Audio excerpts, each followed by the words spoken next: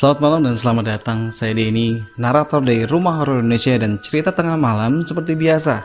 Menyambut kalian teman-teman yang mau datang untuk mendengarkan sebuah cerita horor untuk teman bobo kalian di malam hari ini. Dan cerita horor kita untuk malam hari ini berjudul Nyaris Mati Tenggelam. Selamat mendengarkan. Kisah ini diceritakan oleh Pak Gatot, tetanggaku di kampung.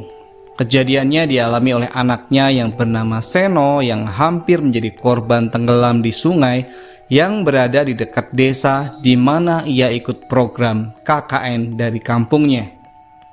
Kalau tidak salah dengar, di suatu desa yang berada di daerah Kulon Progo, DIY, Yogyakarta.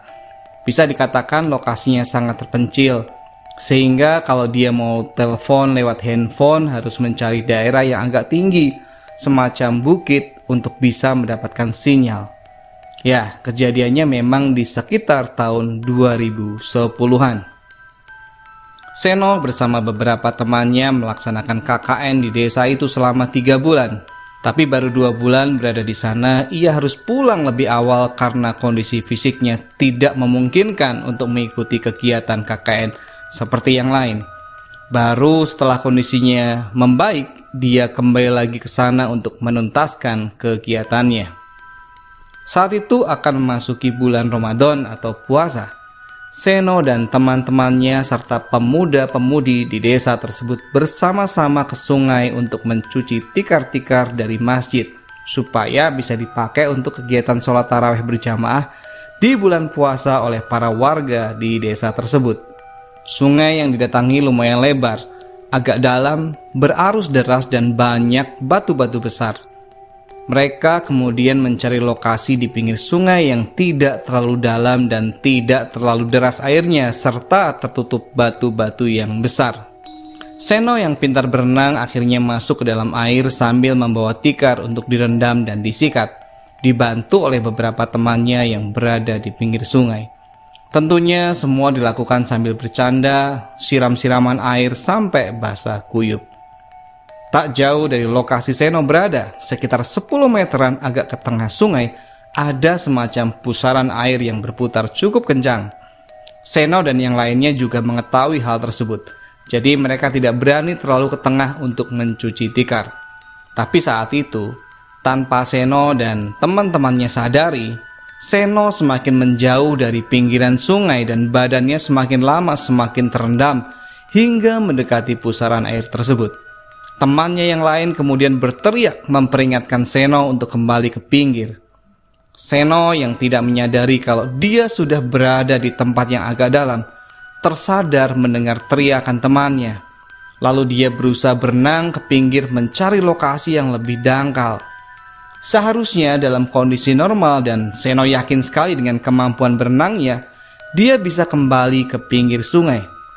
Tapi saat itu yang terjadi adalah Seno merasa ada yang memegang salah satu kakinya yang berada di dalam air dan menariknya menuju ke arah pusaran air. Tentu saja Seno menjadi panik dan ketakutan. Dia berusaha mengayuhkan kedua tangannya bergantian dengan cepat. Kedua kakinya menendang-nendang air dengan keras, mencoba untuk melepaskan diri dari cengkraman tangan di dalam air dan melawan derasnya arus air.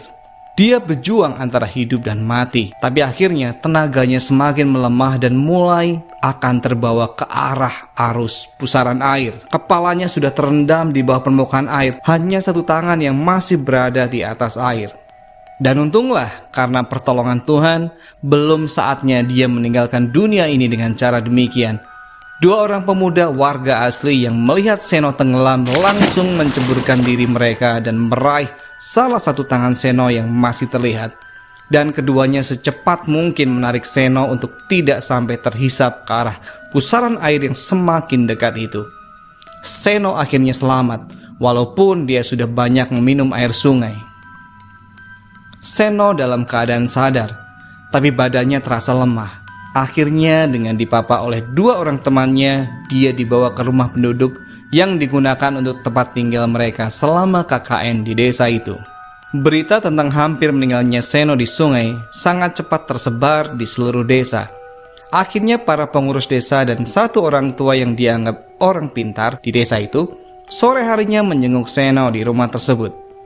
Teman-teman Seno bergantian bercerita tentang kejadian yang dialami Seno pada pengurus desa dan orang tua itu, sampai menceritakan soal keanehan yang mereka lihat saat Seno berusaha berenang menjauh dari pusaran air. Seno seperti mengalami kesulitan saat berenang, padahal lokasi Seno berenang saat itu airnya tidak terlalu deras, apalagi Seno pintar berenang.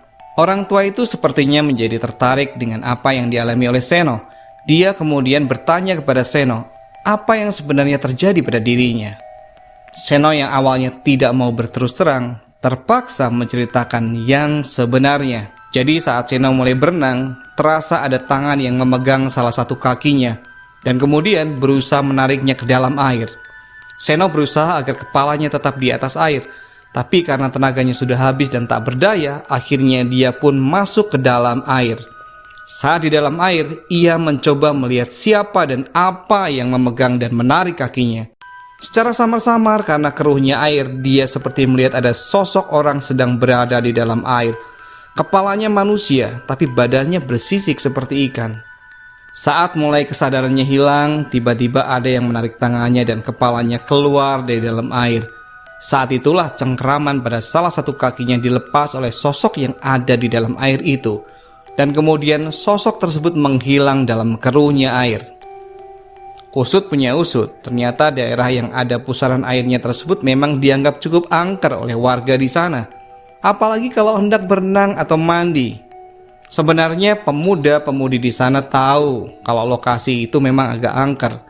Tapi karena memang niatnya bukan untuk berenang, melainkan hendak mencuci tikar dan agak jauh dari lokasi pusaran air, mereka pikir tidak perlu melarang Seno dan teman-temannya untuk mencuci di sana.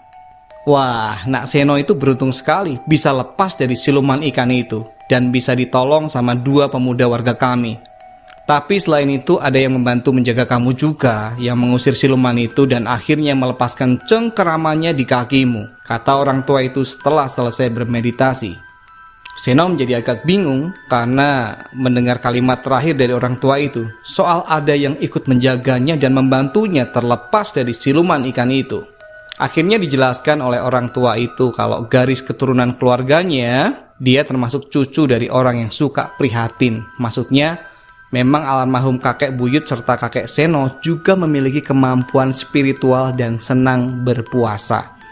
Jadi ada semacam penjaga gaib atau kodam atau apalah yang diperintah oleh kakeknya untuk menjaga keluarganya, termasuk Seno, walaupun dia tidak tahu menahu soal itu.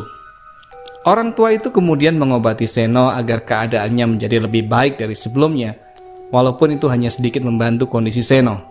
Pak Gatot dan keluarganya juga diberi kabar oleh salah satu teman KKN Seno dan segera mereka memutuskan untuk menjemput Seno dan dirawat di rumah saja, tentunya seizin kampus. Selama seminggu lebih Seno diperiksakan ke beberapa dokter tapi kondisinya masih lemah dan tidak menunjukkan adanya kesembuhan. Hingga akhirnya Pak Gatot mendapatkan kunjungan dari Pak Leknya atau Om gitu ya, yang punya kemampuan olah batin atau kemampuan spiritual. Dan setelah mengetahui keadaan Seno yang masih lemah, Pak Lek kemudian mengobati Seno. Dan syukurlah Seno kondisinya berangsur-angsur pulih dan membaik seperti sedia kala. Setelah kembali sehat, Seno kemudian pamit kepada keluarganya untuk kembali melanjutkan KKN di desa itu sampai selesai waktu yang telah ditentukan. Ya, begitu tadi teman-teman cerita horor kita untuk malam hari ini. Terima kasih karena kalian sudah mendengarkan sampai akhir. Sampai ketemu lagi di cerita horor berikutnya. Selamat malam, selamat beristirahat.